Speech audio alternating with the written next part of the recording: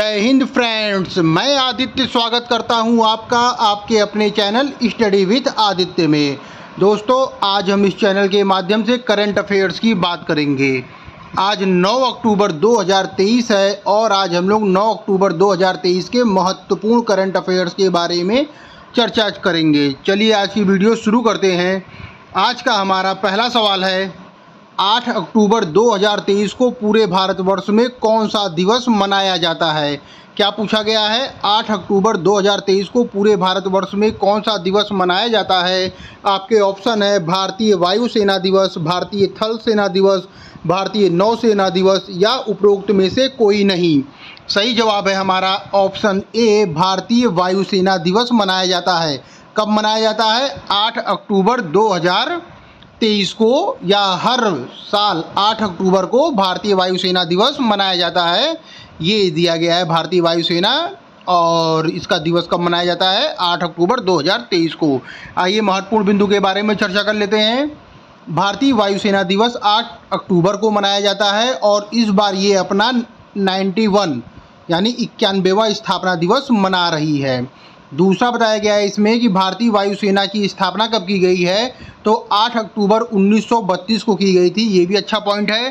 तीसरा महत्वपूर्ण बिंदु देखते हैं कि भारतीय वायुसेना का आदर्श वाक्य क्या है, तो ये है नभः स्पृश्यम दीप्तम। क्या है? नभः स्पृश्यम दीप्तम है और यह गीता के 11वें अध्याय से लिया गया है। ये भी इम्पोर्टेंट पॉइंट है। और ये चौथा महत्वपूर्ण बिंदु देखते हैं, भारतीय वायुसेना का संस्थापक एयर मार्शल सुब्रतो मुखर्जी को माना जाता है और आज़ादी के बाद 1 अप्रैल 1954 को सुब्रतो मुखर्जी को भारतीय वायुसेना का पहला वायुसेना प्रमुख नियुक्त किया गया था। अगर ये भी पूछा जाए कि पहला वायुसेना प्रमुख किसे नियुक्त किया गया है, तो उसका सही जवाब होगा सुब्रतो मुखर्जी जी को नियुक्त किया गया था। आइए अगला महत्वपूर्ण बिंदु देखते हैं। 91वें वायुसेना दिवस की थीम क्या है, तो AIF है, यानी एयर पावर बियॉन्ड बाउंड्रीज। इसका अभिप्राय यह है कि भारतीय वायुसेना सीमाओं से परे वायुसेना निर्धारित की गई है। क्या है? भारतीय वायुसेना जो है वह सीमाओं से परे वायुसेना निर्धारित की गई है। और सातवां महत्वपूर्ण बिंदु इसमें यह दिया गया है कि इस बार का जो वायुसेना एयर शो हो रहा है वह उत्तर प्रदेश के प्रयागराज में आयोजित किया जा रहा है और इस बार वायुसेना के 100 से अधिक विमान इसमें शामिल होंगे। तो भारतीय वायुसेना दिवस कब मनाया जाता है? वो मनाया जा रहा है 8 अक्टूबर को मनाया जाता है प्रत्येक वर्ष। और अगर इस बार की थीम पूछ लिया जाए तो थीम भी इसकी याद करनी जरूरी है, एयर पावर बियॉन्ड बाउंड्रीज, यानी कि वायुसेना जो है वह सीमाओं से परे वायुसेना निर्धारित की गई है। आइए अक्टूबर माह के कुछ प्रमुख दिवस के बारे में चर्चा कर लेते हैं। 1 अक्टूबर को मनाया जाता है अंतर्राष्ट्रीय वृद्धजन दिवस और विश्व शाकाहारी दिवस। 2 अक्टूबर की अगर बात करते हैं तो 2 अक्टूबर को है अंतर्राष्ट्रीय अहिंसा दिवस और 3 अक्टूबर की अगर बात करें तो 3 अक्टूबर को है विश्व प्रकृति दिवस। 4 अक्टूबर को विश्व पशु कल्याण दिवस है। 5 अक्टूबर को विश्व शिक्षक दिवस है। ये भी इम्पोर्टेंट है। विश्व शिक्षक दिवस कब मनाया जाता है, तो उसका सही जवाब होगा 5 अक्टूबर को मनाया जाता है। और अगर पूछा जाए शिक्षक दिवस कब मनाया जाता है, तो उसका सही जवाब होगा 5 सितंबर को मनाया जाता है। आइए छठा, 6 अक्टूबर को मनाया जाता है विश्व सेरेब्रल पाल्सी दिवस मनाया जाता है। और 7 अक्टूबर को महत्वपूर्ण दिवस मनाया जाता है, उसका नाम है विश्व कपास दिवस। ये भी अच्छा इंपॉर्टेंट पॉइंट है। और 8 अक्टूबर को तो सभी लोग जान रहे हैं कि भारतीय वायुसेना दिवस मनाया जाता है। आइए अगला महत्वपूर्ण प्रश्न देखते हैं। हाल ही में वर्ष 2023 के लिए किसे शांति का नोबेल पुरस्कार दिया गया है, या किसे शांति के नोबेल पुरस्कार 2023 से सम्मानित किया गया है? आपके ऑप्शन है अलेक्सी एकिमोव, फेरेंग क्रॉस, नरगिस मोहम्मदी या उपरोक्त में से कोई नहीं। सही जवाब है हमारा ऑप्शन सी, नरगिस मोहम्मदी को प्रदान किया गया है। क्या प्रदान किया गया है, तो शांति का नोबेल पुरस्कार 2023 इनको प्रदान किया गया है और ये हैं नरगिस मोहम्मदी। इनकी तस्वीर देख लीजिए। आइए हम महत्वपूर्ण बिंदु के बारे में चर्चा करते हैं। नरगिस मोहम्मदी को यह पुरस्कार ईरान में महिलाओं के दमन के खिलाफ संघर्ष करने के लिए दिया गया है। कहाँ दिया गया है? ईरान में महिलाओं के दमन के खिलाफ संघर्ष करने के लिए दिया गया है। और वर्तमान में अगर बात की जाए तो ईरान की जेल में नरगिस मोहम्मदी बंद हैं। और तीसरा महत्वपूर्ण बिंदु इसमें यह दिया गया है कि ईरानी मानवाधिकारकर्ता नरगिस मोहम्मदी जेल में रहते हुए नोबेल शांति पुरस्कार जीतने वाली 5वीं व्यक्ति हैं।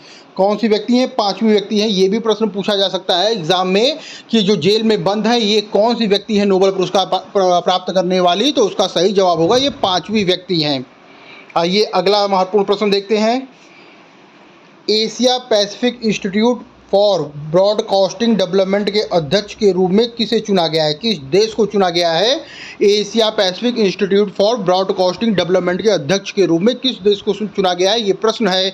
आपके ऑप्शन दिया गया है भारत, श्रीलंका बांग्लादेश या पाकिस्तान। तो सही जवाब है हमारा ऑप्शन ए, भारत को चुना गया है। भारत को क्या चुना गया है? Asia Pacific institute for broadcasting development के अध्यक्ष के रूप में भारत को चुना गया है। और अगर बात की जाए इसके लोगों की, एशिया पैसिफिक के लोगों की बात की जाए तो ये इसका लोगो दिया गया है। आइए हम महत्वपूर्ण बिंदु के बारे में चर्चा कर लेते हैं। भारत को Asia Pacific institute for broadcasting development यानी AIBD का अध्यक्ष चुना गया है और उसे एक बार फिर से नेतृत्व करने का मौका मिला है। इससे पहले भारत ने लगातार 2 बार किया था और इस बार उसे तीसरे कार्यकाल के लिए अध्यक्ष चुना है और ये लगातार 3 बार हो गया है भारत के लिए। इससे पहले भारत ने को कब चुना गया था? तो वर्ष 2018 से 2021 तक और 2021 से 2023 तक लगातार चुना गया था और ये अपने 2 कार्यकाल को पूरा कर चुका है और फिर से इसे चुना गया है तीसरे कार्यकाल के लिए। अब हम बात कर लेते हैं थोड़ा Asia Pacific institute for broadcasting development, ये क्या होता है? तो आइए इसके बारे में बात कर लेते हैं। AIBD की स्थापना वर्ष 1977 में यूनेस्को के तत्वाधान में की गई थी। दूसरा इसमें बताया गया है कि ये जो संगठन है AIBD जो एक संगठन है ये अंतर सरकारी संगठन है जो इलेक्ट्रॉनिक मीडिया के विकास के क्षेत्र में UNESCAP यानी United nation economy and social commission for Asia and Pacific देशों की सेवाओं को उपलब्ध कराता है। यानी कि जो भी इसके देश हैं उनके लिए ये उपलब्ध कराता है इलेक्ट्रॉनिक मीडिया के विकास में, उनमें ये कराता है। तीसरी चीज़ इसमें बताया गया है कि जो इसका सचिवालय है वो कहाँ पे है? कुआलालंपुर में है और मलेशिया सरकार इसके द्वारा इसकी मेज़बानी करी जाती है। मलेशिया सरकार के द्वारा इसकी मेज़बानी की जाती है। ये भी बहुत इंपॉर्टेंट सवाल है कि अगर पूछ ले कभी एग्ज़ाम में कि AIBD की अध्यक्षता किसके द्वारा की गई है इस बार, वो तो भारत के द्वारा की गई है और इसकी मेज़बानी कौन करवाता है? तो वो मलेशिया सरकार के द्वारा की जाती है। और इसका एक और महत्वपूर्ण बिंदु है कि इसका सचिवालय कहाँ है? तो कुआलालंपुर में इसका सचिवालय दिया गया है। आज का हमारा चौथा सवाल है, हाल ही में जियो मार्ट का ब्रांड एम्बेसडर किसे बनाया गया है? बहुत ही अच्छा, बहुत ही इंपॉर्टेंट सवाल है। क्या पूछा गया है कि हाल ही में जियो मार्ट का ब्रांड एम्बेसडर किसे बनाया गया है? आपके ऑप्शन है सचिन तेंदुलकर, सलमान खान, हरभजन सिंह या महेंद्र सिंह धोनी। सही जवाब है हमारा ऑप्शन डी, महेंद्र सिंह धोनी। महेंद्र सिंह धोनी को क्या बनाया गया है? जियो मार्ट का ब्रांड एम्बेसडर नियुक्त किया गया है। बहुत ही अच्छा इंपॉर्टेंट सवाल है, परीक्षा में ये जरूर छपेगा और पूछा जाएगा कि जियो मार्ट का ब्रांड एम्बेसडर किसे बनाया गया है, तो उसका सही जवाब होगा महेंद्र सिंह धोनी। ये है महेंद्र सिंह धोनी की पिक है और इनके नाम भी बहुत अच्छे रिकॉर्ड भी हैं और इन्होंने भारत को वर्ल्ड कप 2011 और साथ ही साथ T20 वर्ल्ड कप 2007 भी विन करवाया था। प्रश्न संख्या 5 है, किस राज्य सरकार ने सरकारी नौकरी में महिलाओं को 35% आरक्षण देने की घोषणा की है? इम्पोर्टेंट प्रश्न है। क्या पूछा गया है कि किस राज्य सरकार ने सरकारी नौकरी में महिलाओं को 35% आरक्षण देने की घोषणा की है? महिला सशक्तिकरण की ओर एक कदम उठाया है। आइए ऑप्शन देखते हैं, मध्य प्रदेश, उत्तर प्रदेश, बिहार या राजस्थान। सही जवाब है हमारा ऑप्शन ए, मध्य प्रदेश। मध्य प्रदेश राज्य सरकार ने सरकारी नौकरी में महिलाओं को 35% आरक्षण देने की घोषणा की है। इम्पोर्टेंट सवाल है। आइए अगला प्रश्न देखते हैं। प्रश्न संख्या 6 है, किस राज्य ने हिमाचल प्रदेश राज्य के राहत कोष में 10 करोड़ का दान किया है? अभी हाल ही में किसने दान किया है अगर ये पूछा जाए? ऑप्शन दिया गया है दिल्ली, बिहार, उत्तर प्रदेश या केरल। सही जवाब है हमारा ऑप्शन ए, दिल्ली राज्य सरकार ने हिमाचल प्रदेश राज्य के राहत कोष में 10 करोड़ रुपए का दान अभी हाल ही में दिया है। आइए अगला प्रश्न देखते हैं। प्रश्न संख्या 7 है, हाल ही में भारतीय सेना ने United service institute of India के साथ साझेदारी में किस प्रोजेक्ट को लॉन्च किया है? ये भी इम्पोर्टेंट सवाल है। क्या पूछा गया है? हाल ही में भारतीय सेना ने United service institution of India के साथ साझेदारी में किस प्रोजेक्ट को लॉन्च किया है? आपके ऑप्शन है प्रोजेक्ट प्रकाश, प्रोजेक्ट उजाला, प्रोजेक्ट पराभव, प्रोजेक्ट उद्भव। सही जवाब है हमारा ऑप्शन डी, प्रोजेक्ट उद्भव। प्रोजेक्ट उद्भव इसका सही जवाब है। आइए महत्वपूर्ण बिंदु के बारे में चर्चा कर लेते हैं। भारतीय वायुसेना ने प्राचीन ज्ञान को अनलॉक करने के लिए, किसको? प्राचीन ज्ञान को अनलॉक करने के लिए। और प्राचीन ज्ञान एक ऐसा है, सैन्य से संबंधित है, सैन्य विभाग से संबंधित है। अब इसके बारे में आगे चर्चा करेंगे। तो भारतीय सेना ने प्राचीन ज्ञान को अनलॉक करने के इरादे से United service institution of India यानी यूएसआई के सहयोग से एक बड़ी परियोजना पर काम शुरू किया है। इस परियोजना को प्रोजेक्ट उद्भव के नाम से जाना जा रहा है। तो ये अच्छा है, इम्पोर्टेंट सवाल है। तो इसके लिए क्या, प्राचीन ज्ञान को अनलॉक करने के लिए United service institution of India के सहयोग से एक बड़ी परियोजना का शुभारंभ कर रही है और इसका नाम दिया है उसने प्रोजेक्ट उद्भव। आइए अगला महत्वपूर्ण बिंदु देखते हैं। प्रोजेक्ट उद्भव की शुरुआत सैन्य संदर्भों में भारतीय विरासत को खोजने की दिशा में एक महत्वपूर्ण पहल है।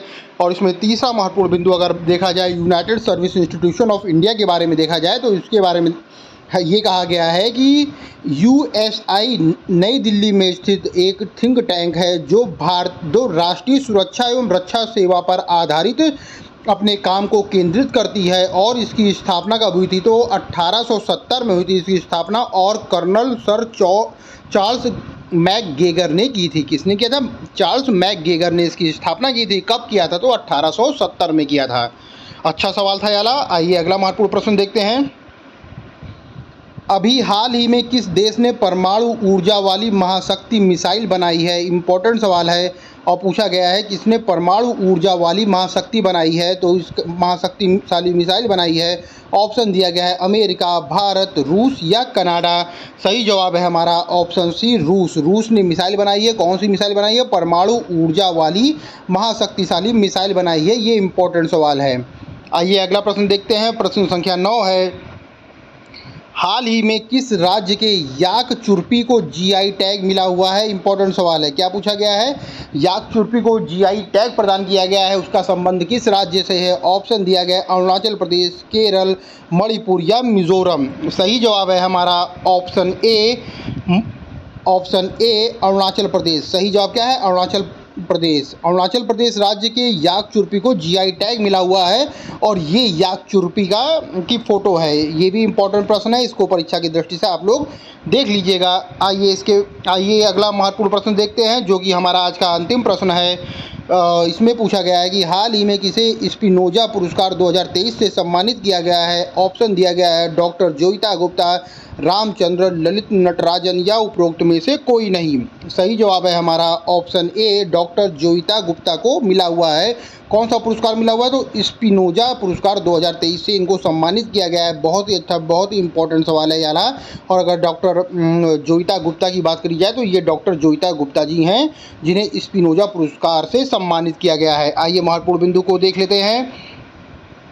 भारतीय मूल की प्रोफेसर डॉक्टर जोईता गुप्ता को जलवायु परिवर्तन रोकथाम के क्षेत्र में उनके काम करने के लिए नीदरलैंड में विज्ञान के सर्वोच्च पुरस्कार स्पिनोजा से सम्मानित किया गया है। कहाँ का पुरस्कार है? ये नीदरलैंड का पुरस्कार है और इनको भारतीय मूल की जोईता गुप्ता को सम्मानित किया गया है। दूसरा महत्वपूर्ण बिंदु देखते हैं कि स्पिनोजा पुरस्कार का दूसरा नाम अगर देखा जाए तो डच नोबल पुरस्कार है। क्या नाम है इसका? दूसरा नाम डच नोबल पुरस्कार है। और तीसरा महत्वपूर्ण बिंदु है कि यह पुरस्कार जलवायु परिवर्तन के क्षेत्र में अमूल्य योगदान के लिए प्रदान किया जाता है। किस पे प्रदान किया जाता है? तो जलवायु परिवर्तन के क्षेत्र में अमूल्य योगदान के लिए प्रदान किया जाता है। और अगर बात की जाए कि ये किसके द्वारा प्रदान किया जाता है तो यह पुरस्कार जो है, स्पिनोजा पुरस्कार जो है, वह नीदरलैंड देश के द्वारा प्रदान किया जाता है। ये भी एक महत्वपूर्ण बिंदु है, एग्जाम के पर्पज से याद रखिएगा।